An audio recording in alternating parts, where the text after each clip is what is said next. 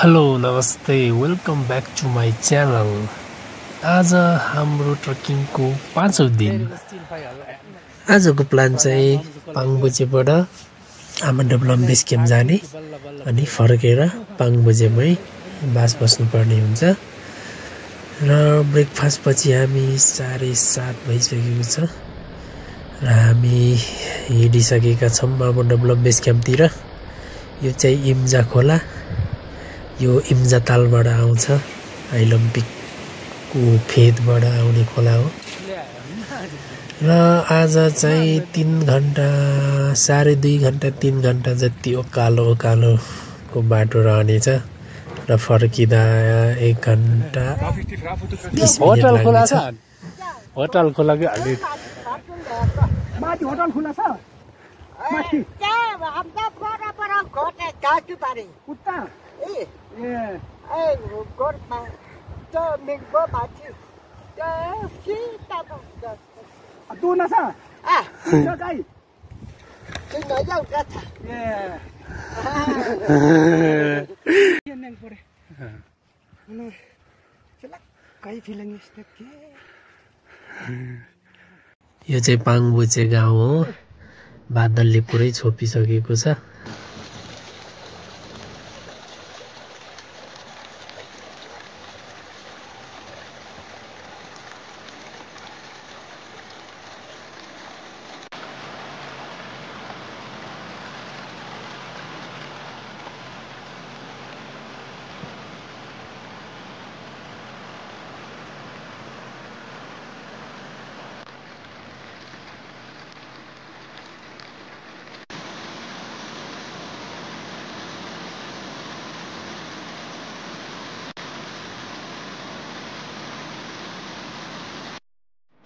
दुई घण्टा 30 मिनेटको उकालो हिँडाएपछि हामी आमाडब्लम बेस क्याम्प आइसकेका छौँ। तर एकदमै बादल लागिरहेको छ, केही पनि भ्युज देखिँदैन। हल्का भोक लागेकोले हामीसँग बिस्कुट पानीहरू छ।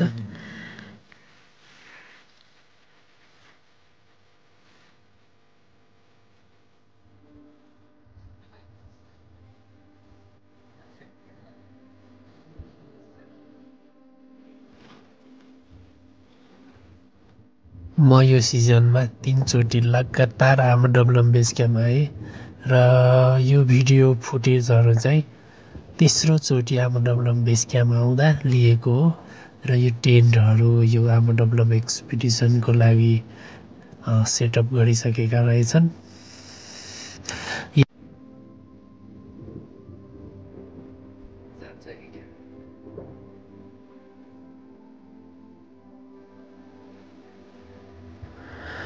अनि यस पटक चाहिँ हाम्रा सहयोगी भक्त दाइ हुनुहुन्छ। हामी यसपालि पनि 4 जना छौँ। टक्क दामी आउँछ ल।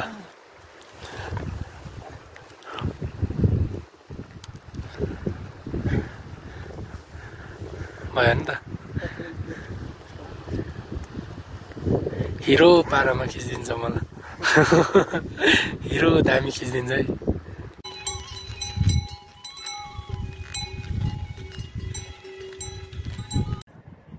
यो चाहिँ पाङबुजे गाउँ, एकदमै ठुलो बस्ती छ।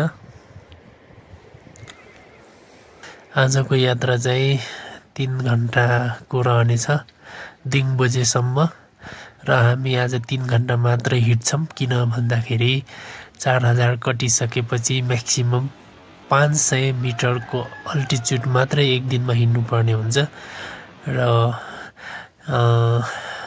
लगभग 4000 मिटर छ पाङबुजे र दिङबुजे चाहिँ 4370-80 मिटर छ। त्यही भएर हामी त्यति मात्रै आज हिँड्नेछौँ। एकदमै दामी काङतेका हिमाल झ्यालबाटै देख्न सकिन्छ। बादलहरू एकदम शानदार मजा तरिकाले उडिरहेको छ। यो माउन्टेन आमाडब्लम काङतेका र हामी चाहिँ यो इम्जा खोलाको माथि माथि हिँड्छौँ। नोप्चे र लोत्से पनि एकदमै स्प्लेन्डिड देखिरहेको छ।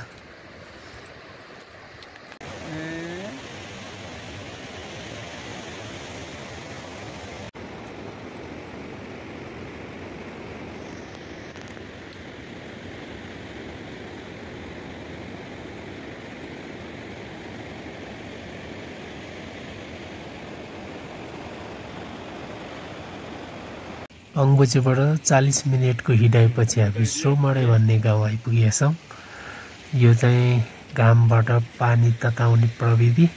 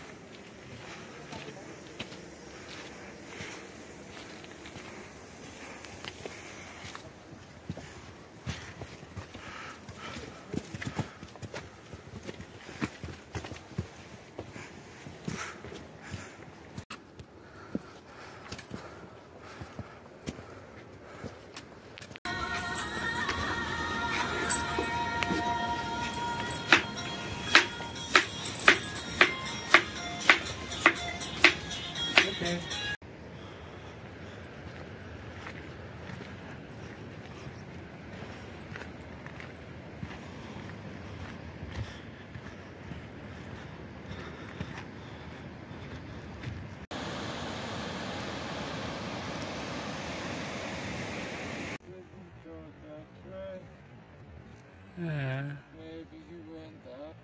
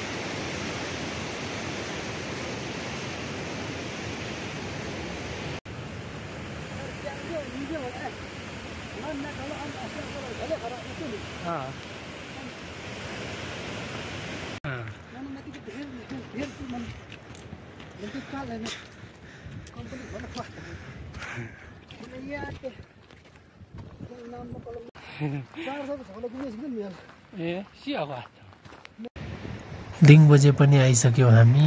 अब हामी लन्च खान्छौँ, रुम लिन्छौँ, अनि लन्च पछि हामी मास्तिर पचाउनलाई हाइकिङ जान्छौँ। आजको दिन यस्तै रहनेछ।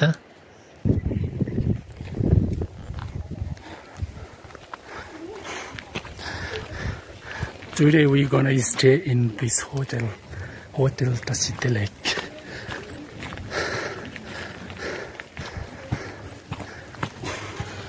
आजको बसाइ चाहिँ होटल तसिद लेकमा रहनेछ।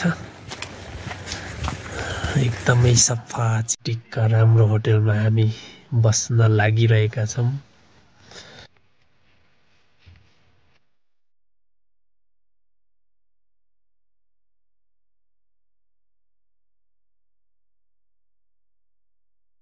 खाना खाइसकेर 1 घण्टा 30 मिनेट जति रेस्ट गरेर हामी अब दिङबुझे भिलेजलाई घुम्नको लागि बाहिर आइसकेका छौँ।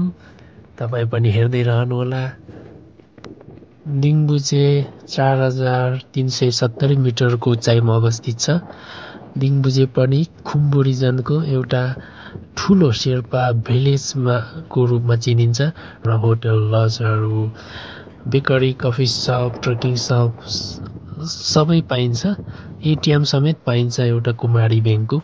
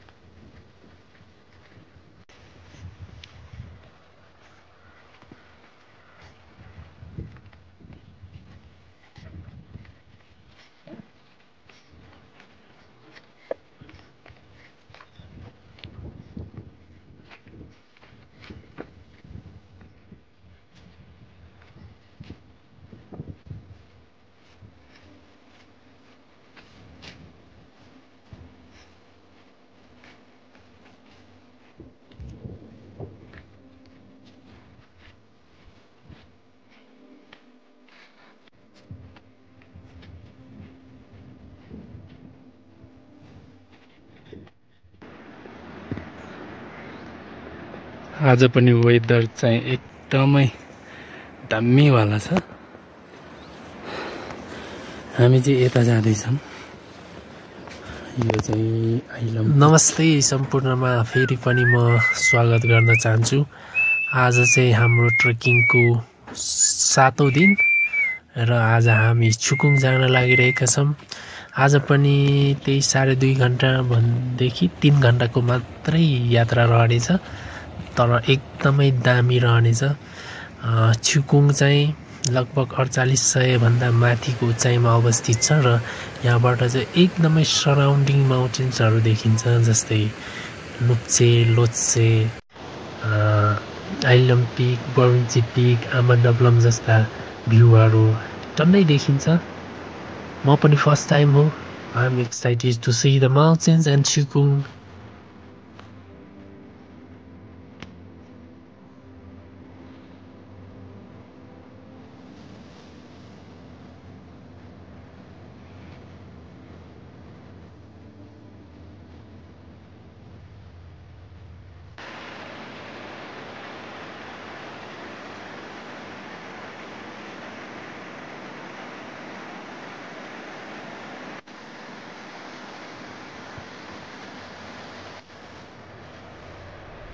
यो सबभन्दा अगाडि देखिने चाहिँ आइलम पिक, अनि कसैले इस्ल्यान्ड पिक भनेर पनि चिनिन्छ।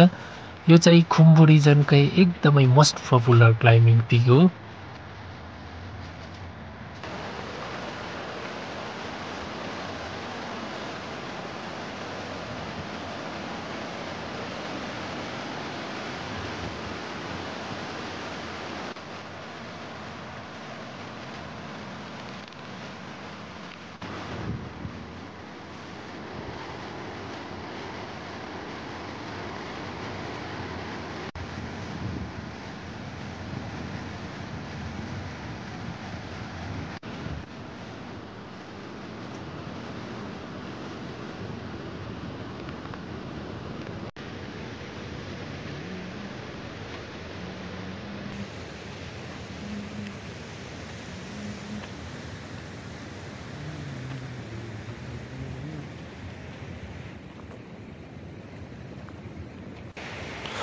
Wow, beautiful mountain आमाडब्लम। अनि यताको सेतो चाहिँ बरुन्चे पिक, आइलम पिक यो अगाडिको, त्यस्तै गरी नुप्से, लोत्से। यो चाहिँ छुकुङ भयो। आज पनि हामी लन्चपछि हाइकिङ जानेछौँ। सबभन्दा शानदार चाहिँ आमाडब्लम हिमालको भ्यूज देखिन्छ। अनि यता रह्यो नुम्बु अनि कोङगेरी, यता तबुच्चे।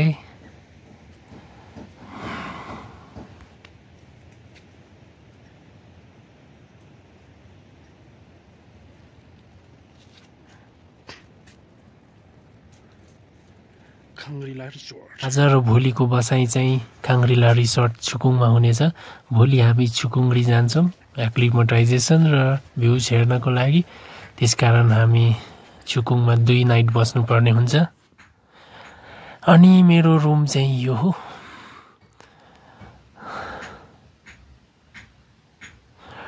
पर्फेक्ट।